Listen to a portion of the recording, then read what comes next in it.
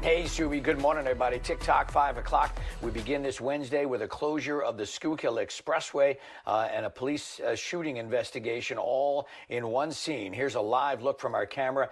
The westbound lanes of the Schuylkill Expressway are closed between Packer Avenue in South Philly and University Avenue. The scene right here at Vare Avenue, which is basically in the middle of those closure points.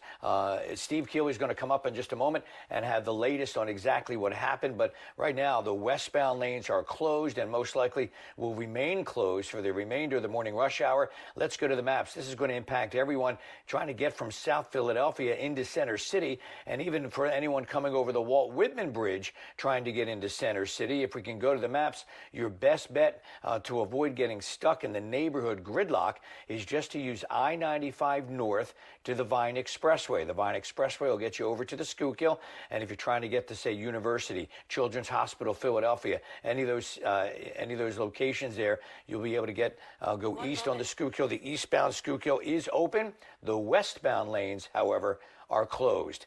Karen and Thomas, back over to you. All right, Bob, let's get right back to that breaking news that Bob just mentioned. Once again, westbound lanes, the 76 shut down right now. This is between Packer and the University Avenue exit.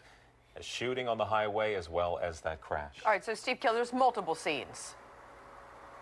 Yeah, the shooting actually happened in South Philly and 1900 Patterson Avenue down by the stadium complex at FDR Park, right across from the Wells Fargo Center. Now, this scene here, let me give you a traffic update first. I just got this from a detective. They've got tow trucks on the way. They processed the scene, and they're waiting to get these cars towed to the police impound. And it looks like all the cops are now on all their cars, all the detectives. So that's a good sign.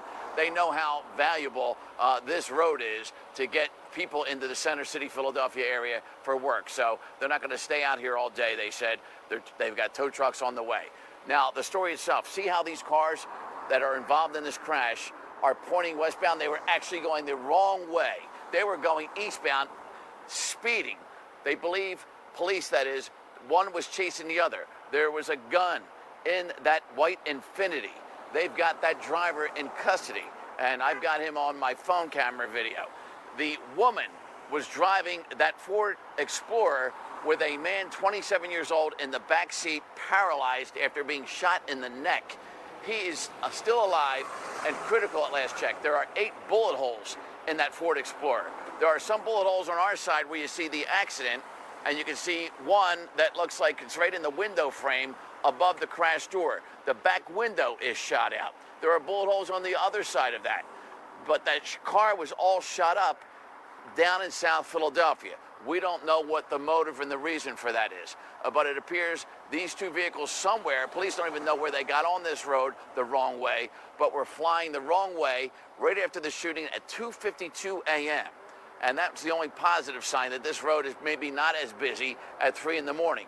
But there's still vehicles flying on here because there's no traffic at 3 in the morning. This could have been an even worse situation than it already sounds like it is now. So when they crashed into each other going the wrong way, they both spun and ended up looking like they were going the right way. So that gives you a sense about what's going on there. So a tow truck driver witnesses them going the wrong way. And he is in police contact all the time. He's got police radios. He calls police. They get here instantaneously. We've got state troopers on the scene, and we've got Philly police on the scene because this is a state highway, but Philly police were responding because of the shooting, and they were trying to find the shooters in the vehicles. And so they get here quick enough to get the guy who has the gun in the Infiniti in custody before he could run or try to drive away. And then they get the guy who's shot and paralyzed in the back seat to the hospital and save his life, essentially. And then the woman was being cooperative. She was driving the car, believe it or not. They don't even know if it's her car. She may have just gotten into the driver's seat, trying to drive and get away from being shot at. So that is the story as we know it. We are right onto the Passyunk Avenue exit signs where you see this overhead bridge above us, and that's the familiar signs you see for 291, 76, 95, et cetera, et cetera. And so traffic you see on the other side going eastbound, but traffic not going westbound right now, and it's already backing up throughout southwest Philadelphia, and state troopers and Philly police have so many on and off ramps closed as well. So Bob will keep updating everybody on the traffic situation. We'll be getting updates on the crime situation. You'll hear from police in a half an hour, and we're also heading to the scene at FDR Park with a separate camera person to get the scene there.